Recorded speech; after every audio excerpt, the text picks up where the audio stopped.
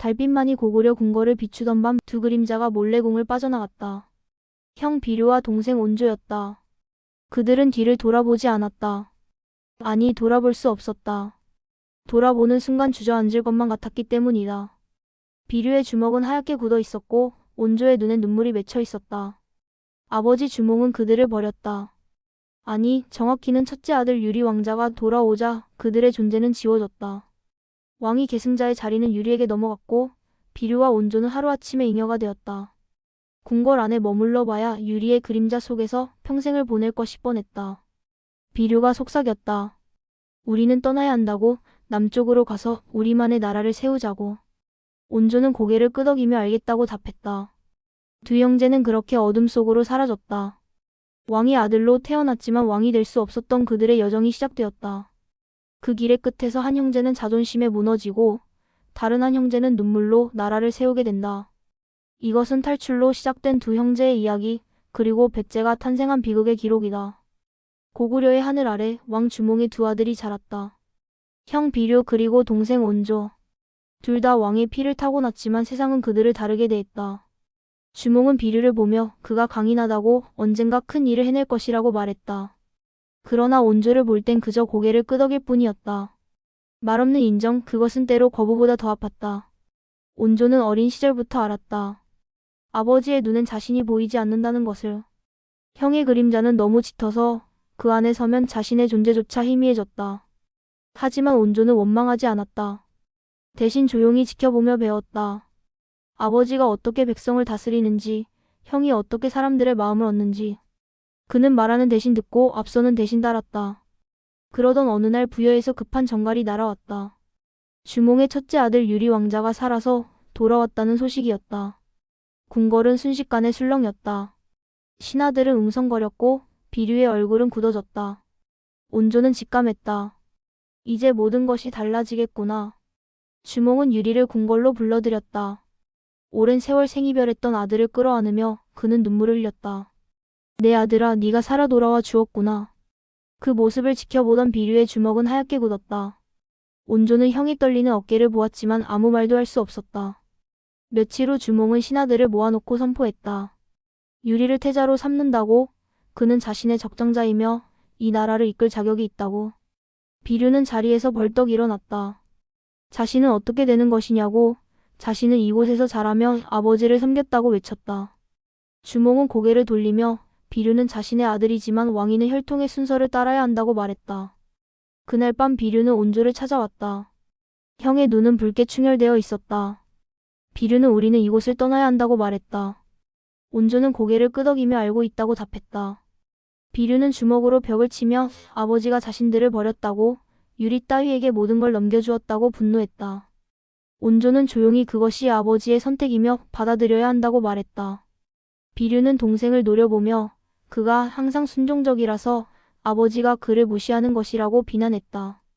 그 말은 온조의 가슴에 박혔지만 그는 표정을 바꾸지 않았다. 온조는 형에게 새로운 길을 찾아야 한다고, 여기 머물면 유리 왕자의 그림자 속에서 평생을 보내게 될 것이라고 설득했다. 비류는 긴 한숨을 내쉬며 떠나자고, 남쪽으로 가서 자신들만의 나라를 세우자고 결심했다. 두 형제는 무리를 이끌고 남쪽으로 향했다. 산을 넘고 강을 건너는 긴 여정이었다. 사람들은 지쳤지만 희망을 품었다. 새로운 땅에서 새로운 삶을 시작할 수 있다는 희망. 비류는 앞장서서 걸으며 자신들이 곧 새로운 왕국을 세울 것이라고, 자신을 따르는 자들은 모두 부귀영화를 누리게 될 것이라고 외쳤다. 마침내 그들은 한강 유역에 도착했다. 비류는 주변을 둘러보다가 서쪽의 바다를 가리켰다. 저곳이 미추홀이라고, 바다를 끼고 있으니 교역하기 좋고 방어하기도 쉽다고 선언했다. 그러나 온조는 고개를 저으며 저곳은 땅이 척박하고 염분이 많아 농사짓기 어렵다고 말했다. 차라리 한강 남쪽의 위례성은 물이 풍부하고 토지가 비옥하다고 제안했다. 비류는 비웃으며 온조가 겁이 많다고 말했다.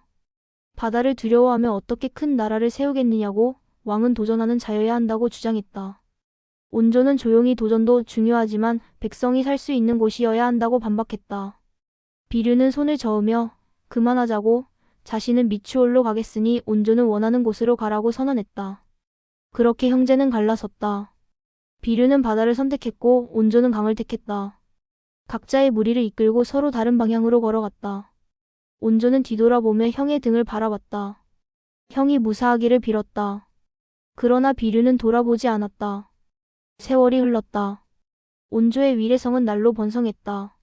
한강의 물길을 이용해 농사를 지었고 사람들은 배불리 먹고 평화롭게 살았다. 온조는 백성들의 집을 직접 찾아다니며 불편한 것은 없는지, 부족한 것은 없는지 물었다. 사람들은 고개를 숙이며 왕이 자신들을 돌봐주니 이보다 더 좋을 수 없다고 감사했다. 반면 미추홀의 비류는 고난에 시달렸다. 바닷바람이 거세게 불어 곡식이 자라지 않았고 염분 때문에 우물물조차 짜서 마실 수 없었다. 백성들은 하나둘씩 떠나기 시작했다. 비류는 분노하며 떠나려거든 떠나라고, 자신은 이곳에서 반드시 성공할 것이라고 외쳤다. 하지만 시간이 갈수록 사람은 줄어들고 땅은 더욱 황폐해졌다. 어느 날 미추홀에서 온 상인이 위례성의 소식을 전했다. 온조의 나라는 날로 번창하고 사람들이 몰려들고 있다고 했다. 비류는 그 말을 듣고 치를 떨었다. 동생 노미감이 자신보다 잘 산다니. 그는 신하를 불러 위례성으로 가겠다고, 자신이 직접 확인하겠다고 소리쳤다. 비류는 무리를 이끌고 위례성으로 향했다. 멀리서 본 위례성은 활기로 가득했다. 논밭엔 푸른 곡식이 자라고 거리엔 사람들의 웃음소리가 넘쳤다. 비류의 가슴은 무너져 내렸다. 이것이 동생의 나라인가? 저것이 자신이 거부했던 땅인가? 온조는 형이 찾아왔다는 소식을 듣고 급히 나갔다. 형에게 어서 오라고 오랜만이라고 인사했다. 비류는 냉담하게 오랜만이라니 고작 몇 년인데 무슨 소리냐고 대꾸했다. 온조는 형의 야윈 얼굴을 보며 가슴이 아팠다. 형에게 안으로 들어오라고, 자신이 대접하겠다고 청했다. 그러나 비류는 고개를 저으며 필요 없다고, 자신은 동생이 어떻게 이곳을 읽었는지 보러 온 것뿐이라고 말했다. 온조는 조용히 자신은 그저 백성을 위해 일했을 뿐이라고 답했다. 비류는 비웃으며 백성을 위해라니 듣기 좋은 말이라고, 그래서 동생이 자신보다 잘됐다는 것이냐고 비난했다. 온조는 고개를 숙이며 자신은 형을 이기려 한 적이 없다고, 그저 살아남으려 했을 뿐이라고 해명했다. 비류는 주먹을 쥐며 거짓말하지 말라고, 동생은 항상 자신을 질투했고 아버지가 자신만 사랑한다고 속으로 원망했을 것이라고 공격했다. 온조는 눈물을 참으며 제발 그런 말을 하지 말라고, 자신은 형을 존경한다고 예언했다. 비류는 돌아서며 이제 더 이상 볼 것도 없다고, 자신은 돌아가겠다고 선언했다. 온조는 형의 뒷모습을 붙잡으려 했지만 비류는 뿌리치며 손대지 말라고, 다시는 자신 앞에 나타나지 말라고 소리쳤다. 온조는 그 자리에 무릎을 꿇고 형에게 언제든 돌아오라고, 이곳은 형의 집이기도 하다고 외쳤다. 비류는 대답하지 않고 떠났다. 그의 등은 더욱 구부정했고 발걸음은 무거웠다. 온조는 오랫동안 그 자리에 앉아 있었다. 신하가 다가와 대왕께서 괜찮으시냐고 물었다. 온조는 고개를 저으며 괜찮지 않다고, 자신의 형이 무너지고 있는데 어찌 괜찮겠느냐고 답했다. 미추홀로 돌아간 비류는 더욱 침울해졌다. 날이 갈수록 백성들은 떠났고 신하들마저 하나둘 사라졌다. 마지막 남은 신하가 대왕께 이곳을 떠나시라고, 위례성으로 가시면 온조께서 받아주실 것이라고 간청했다. 비류는 고개를 저으며 자신은 이곳을 떠날 수 없다고, 떠나면 자신은 패배자가 된다고 거부했다. 어느 날 밤 비류는 혼자 바닷가에 섰다. 파도가 밀려왔다가 물러갔다. 그는 하늘을 올려다보며 아버지에게 물었다. 자신이 틀렸는지, 자신이 선택한 이 길이 잘못된 것인지. 하늘은 대답하지 않았다. 비류는 무릎을 꿇고 주저앉았다. 백성도 없고 신하도 없는 왕, 자신은 무엇인가? 그날 밤 비류는 스스로 목숨을 끊었다. 아침이 되어 신하가 그를 발견했을 때 그의 얼굴엔 고요함이 서려 있었다. 신하는 급히 위례성으로 달려가 온조에게 알렸다. 대왕 비류께서 돌아가셨다고. 온조는 그 자리에서 무너졌다. 형님, 형님. 그는 미추홀로 달려갔다. 형의 시신 앞에 무릎을 꿇고 오열했다. 형에게 왜 자신을 부르지 않았는지, 왜 혼자 떠났는지 물었다. 자신은 형을 기다렸다고, 언제든 돌아오시길 기다렸다고 울부짖었다. 온조는 형의 손을 잡았다. 차가운 손이었다. 형에게 자신이 잘못했다고, 자신이 형을 설득했어야 했다고, 자신이 더 강하게 붙잡았어야 했다고 자책했다. 그러나 이제 와서 후회해도 소용없었다. 형은 이미 떠났다. 온조는 형을 정성껏 장례 지냈다. 그리고 신하들을 모아놓고 말했다.